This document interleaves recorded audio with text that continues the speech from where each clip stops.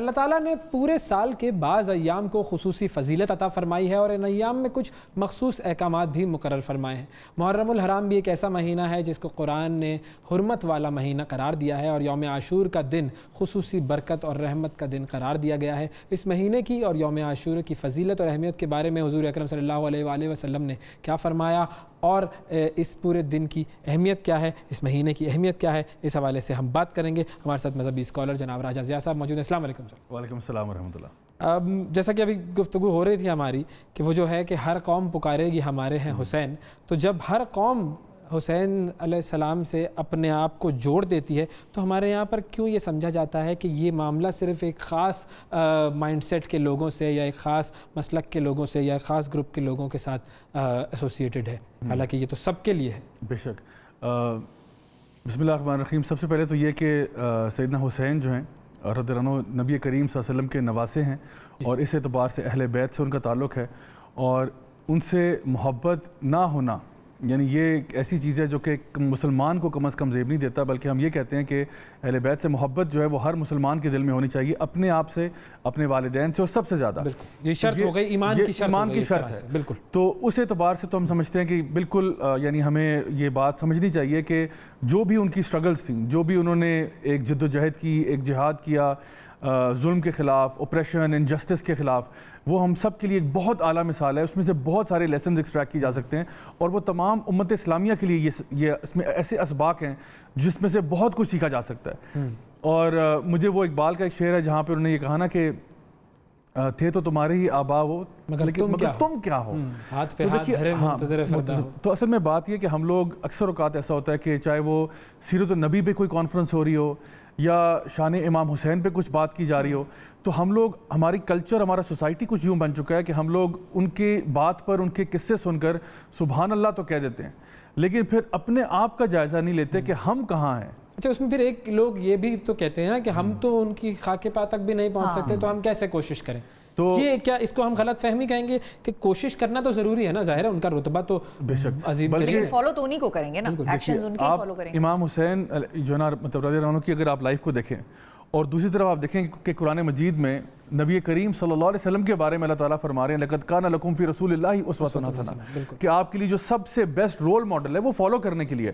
Role model اس لیے نہیں ہوتا کہ آپ کو ایک نمونہ دے دیا اور کہا بس ان کو دیکھو، ان کی عزت میں کچھ قصیدے پڑھ دیا کرو، بلکہ ان کو فالو کرنے کا حکم دیا گیا۔ بلکہ نبی یعنی اللہ تعالیٰ قرآن میں فرماتے ہیں کہ قُلْ إِن كُنتُمْ تُحِبُّونَ اللَّهَ فَاتَّبِعُونِي یحببکم اللہ ویغفر لکم ذنوبکم، کہ اگر تم اللہ سے محبت کا دعویٰ کرتے ہو تو نبی کی اتباع کرو، نبی کی پیروی کرو، پھر کیا ہوگا؟ اللہ تم سے محبت کرے گا، یحببکم اللہ تم سے محبت کرے گا اور تمہارے گناہوں کو معاف کر دے گا۔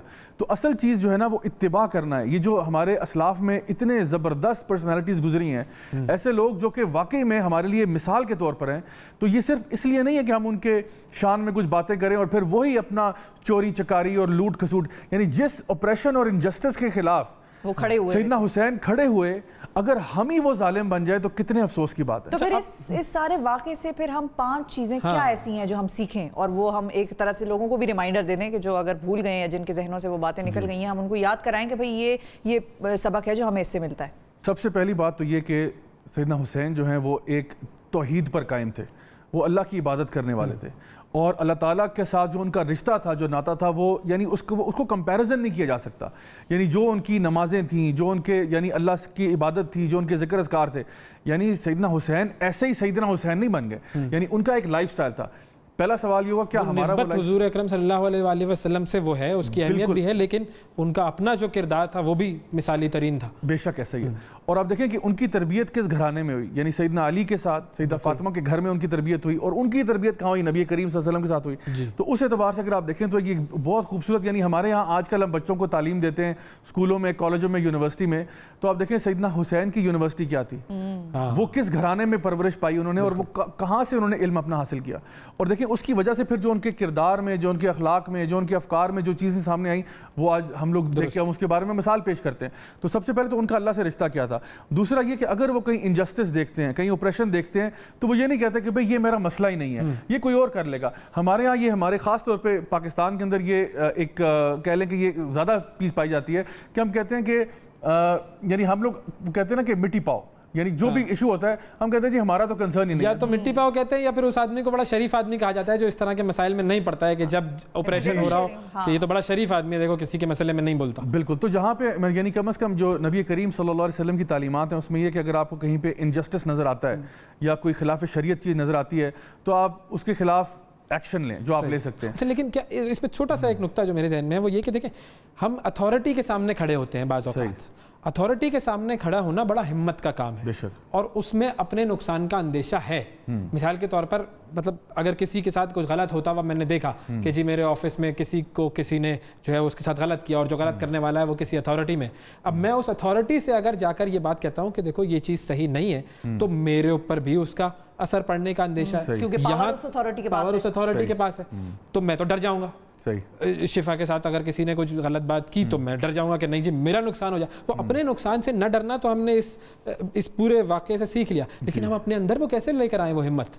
دیکھیے یہ نبی کریم صلی اللہ علیہ وسلم کی حدیث بھی ہے کہ سب سے بڑا جو مجاہد ہوتا ہے نا وہ وہی ہوتا ہے جو کہ ایک ظالم حکمران کے آگے کلمہ حق بول دیتا ہے، یعنی جہاں پہ جبر ظلم ہو رہا ہے. تو دیکھیے جب آپ کسی کے لیے کھڑے ہوتے ہیں تو اس میں ایک یہ نقصان کا اندیشہ تو ضرور ہوتا ہے کہ آپ بھی یعنی کسی اور پہ ظلم ہو رہا ہے اب آپ پہ بھی ہوگا، ٹھیک ہے، لیکن اللہ پہ توکل بھی تو کوئی چیز ہوتی ہے نا. انسان جب اللہ پہ توکل کرتا ہے اور دیکھیں ہمارا فوکس دو چیزوں کی طرف ہے. ایک تو ہمارا دنیاوی فوکس ہوتا ہے، ہم کہتے ہیں بھائی میری نوکری جائے گی یہ ہوگا، لیکن اصل جو فوکس ہے نا وہ اخروی ہے. وہ یہ ہے کہ اصل میں میری آخرت بنے گی یا نہیں بنے گی.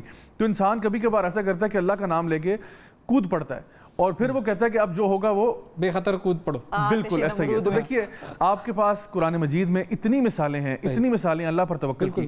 موسیٰ علیہ السلام کی والدہ نے موسیٰ علیہ السلام کو پانی میں یعنی باسکٹ میں ڈال کے پانی میں بہا دیا. کیوں؟ اللہ پہ توکل کرتے ہوئے. ابراہیم علیہ السلام نے اللہ پر توکل کرتے ہوئے جو ہے نا بچے کے گردن پر چولی جو نا چلا ڈالی. یونس علیہ السلام مچھلی کے پیٹ میں چلے گئے اور اللہ کو پکار رہے ہیں. یوسف علیہ السلام کنویں کی گہرائی میں بیٹھے اللہ کو پکار رہے ہیں، اللہ پہ توکل کر رہے ہیں.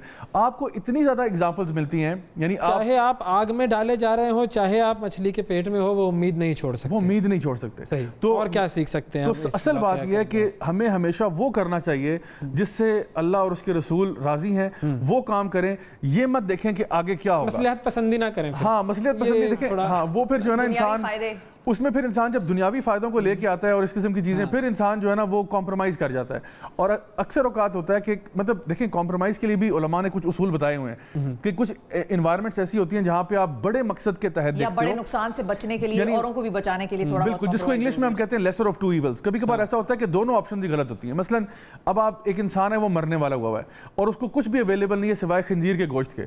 اب وہ یہ ایک ایکسیپشنل کیس ہے. اب یہ نہیں کہ وہ وہاں پہ اب اپنے تقوی کا اظہار کرتے ہوئے کہ میں میرا لیے مرنا بہتر ہوگا. تو بہتر دیکھیں مقاصد شریعت میں جان مال عزت آبرو سب کی حفاظت ہے، تو آپ اپنی جان کو بچا لیں یہ بہتر ہے. تو خنزیر کا کھانا ایک چھوٹا اشارہ ہے، اتنا بڑا نہیں ہے کہ آپ کی جان چلی جائے، کیونکہ آپ جائیں گے آپ سے جو وابستہ خیر ہے وہ بھی چلی جائے گی. تو اس طرح کی مصلحتیں ہیں، لیکن جہاں پہ حق کی بات ہو، جہاں پہ ظلم کے خلاف کھڑا ہونا ہو، جہاں پہ آپ کے کھڑے ہونے سے بہت سارے بے قصور بے گناہوں کی جانیں بچ جائیں، پھر انسان کو تھوڑا سا اپنے اندر یعنی اگر بہادری پیدا کرنی چاہیے. کسی بے قصور پر ہم آپریشن دیکھیں تو پھر یہ فرض ہے ہم پر کہ ہم اس کے سامنے کھڑے ہوں انجسٹس کرنے والے. اور دیکھیں اگر چلیں نہیں بھی کھڑے ہوتے، مثال کے طور پہ آپ کی سچویشن ایسی ہے کہ آپ تھوڑے سے کمزور ہیں، اپنے ایمان میں کمزور ہیں، تو انسان کم از کم دل میں تو برا سمجھتا ہے نا کسی بات کو، یہ میرے لیے یہ بہت برا، کم ترین درجہ، ہاں کم ترین، تو یہ کم از کم دل میں برا سمجھ کے آپ پھر ظلم کے ساتھی نہ بنیں. بالکل صحیح، ظلم کے ساتھی نہ بنیں. اصل بات یہ ہے. بہت شکریہ ادا کریں گے راجہ ضیاء صاحب. واقعی بہت سارے اہم لیسنز ہیں. اب بات یہ ہوتی ہے کہ ہم کیسے وہ سیکھتے ہیں اور اپنی زندگی میں امپلیمنٹ کرتے ہیں.